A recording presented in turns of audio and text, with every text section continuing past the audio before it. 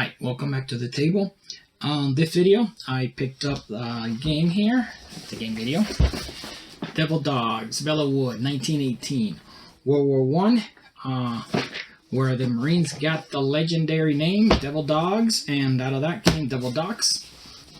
It is a Poniski game. I picked this up a few weeks ago. It's been on my table for a week, back and forth playing it. Again, like I said, it's a Poniski game, Poniski Junior. Funny enough, the last three games, I think the last two games I played have been Poniski games, cube games, much simpler. This one's pretty simple to me.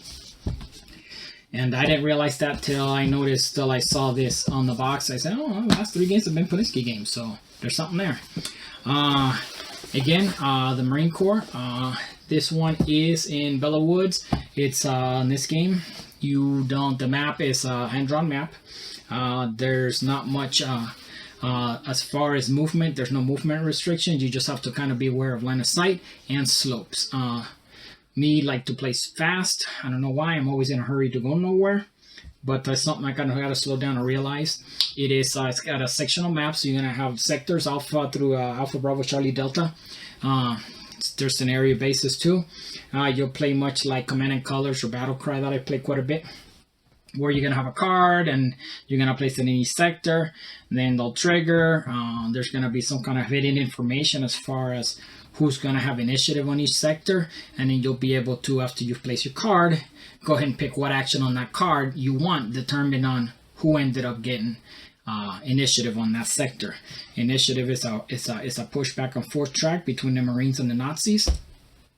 And that gets moved around depending on casualties, combat points that you get more of. If you're up by 2, the Marines move over 2. If the Nazis have 2 or 3 more than you, it pushes back this way. So it goes back and forth, and that determines the chips that go in the cup that you're gonna pull. I like the card art. It is you won't be able to see it too well here, but it is realistic black and white pictures, which I prefer over hand-drawn art or cartoons. Like one of these latest games that's coming out, I'm not a big fan of the artwork. That's the game Resist, but I do like the theme. And being a David Thompson game, the guy hasn't failed yet. So back to this one. Again, it is a simple game. As far as movement, the trick here is combat. It's not your standard one counter hits the other, steps down, nothing like that. You're pretty much just figuring out who's in the battle, adding up your combat points on both sides, and figuring that out. The player's aid. Grant and Alexander did a great video showing us how this game works. They liked it. I liked it. Alexander did a great job explaining how the game works again. As far as combat, I recommend you watch it. I'll put a link below because it is a little tricky, at least for me, to kind of grasp. And I'm still having issues with it. A lot of times I kind of have to sit down and analyze it, get a little frustrated trying to figure it out. But it is different. They point that out. Again, it's a low chit count. You don't have 1,000 of these counters. It does have one of the cool features here is a super cheap see-through plastic bingo disc, as some will call it. They call them tiddlywinks. That's my new name for them from now on, tiddlywinks. And that's how you mark damage, because they're a little tricky. The Germans take 3 damage because of their exhaustion historically, and then the Marines have 4 damages because they came in fresh. Again, in short, this is a basic game. Combat's a little different. I'll show you real quick how it works. Again, by no means am I going to explain to you how it works. Watch the Player's Aid video, and they also did an interview with the designer, Poniski Senior, John, and again, ex-Marine. Well, there is no ex-Marine, Marine for life, and that is why he chose to make this game and chose this topic and this time period, which I think was real appropriate for it. So let me show you what the game looks like on the table. Well, gents, here's Devil Dogs, the Belleau Woods 1918 game by John Poniski and his son, Poniski Jr. We'll have to admit, I never really followed designers in the wargame industry, but however, I think the last 3 games I have played have been Poniski games, so there's something there to say about that. Real quick, I'm not doing much of a video like I said earlier. I give out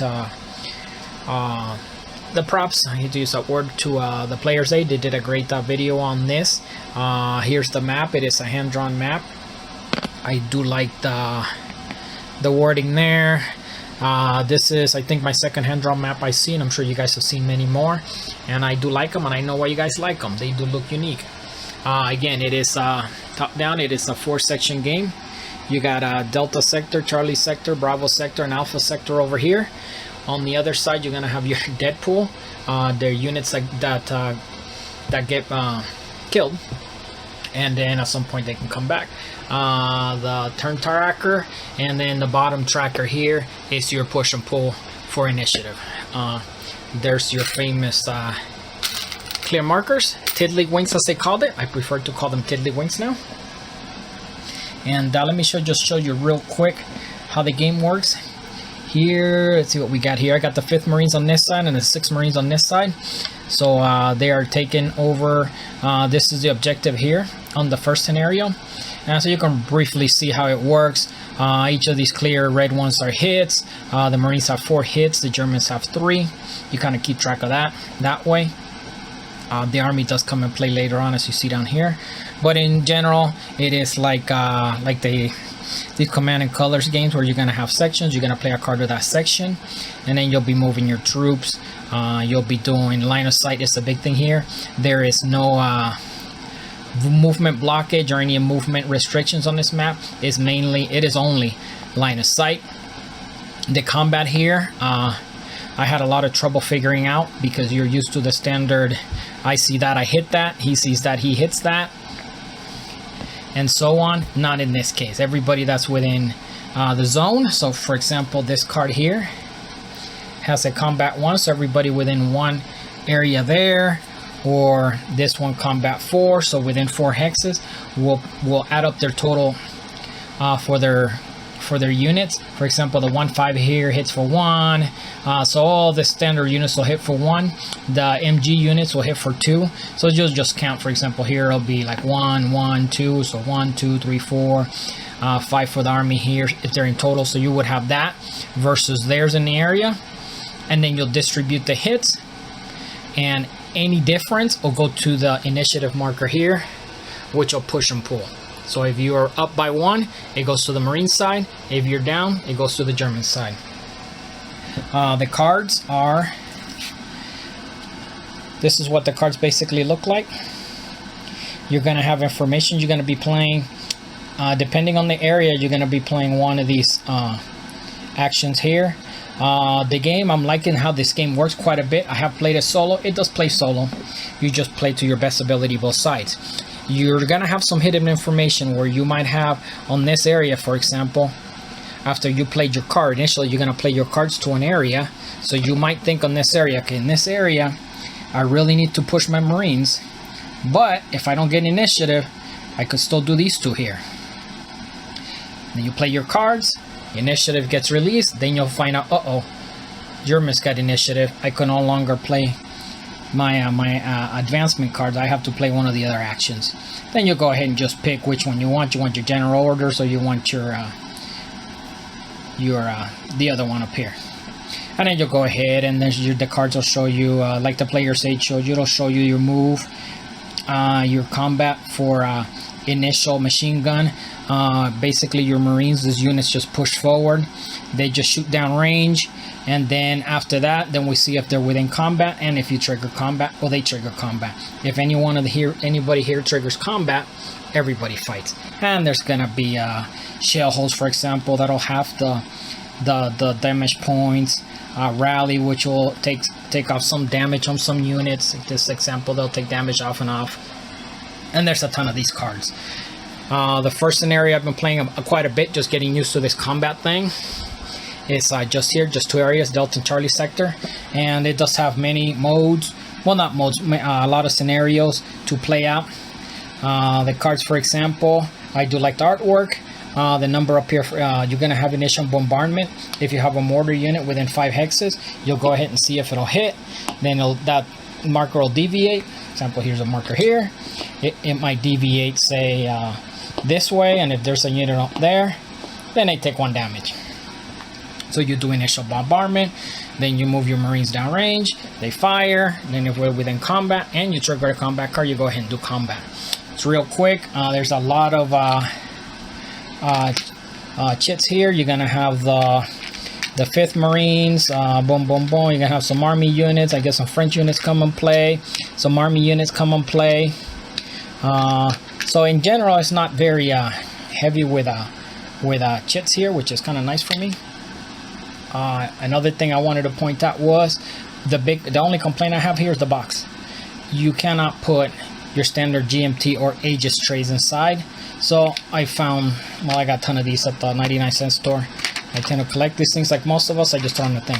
I do wish I could have put one of those cool counter trays, but it doesn't fit. Again, the cards. I'm a big fan of pictures, especially in these type of games. Historic type images. And then there's the backing, and then you're gonna have the German cards. Ugh. And they have their own stack. Again, I'm slowly getting into more of these modern games. This is World War I. How the Marines kind of supposedly got their name, Devil Dogs. And, well, as we know, it's got a little bit of journalism there, freedoms of journalism there that gave them that name. But they are Devil Dogs, and they got their Devil Dogs with them. And I'm liking this game quite a bit for its uniqueness. His theme, this is why I picked it up on theme alone. Then I noticed it's a Poninsky game.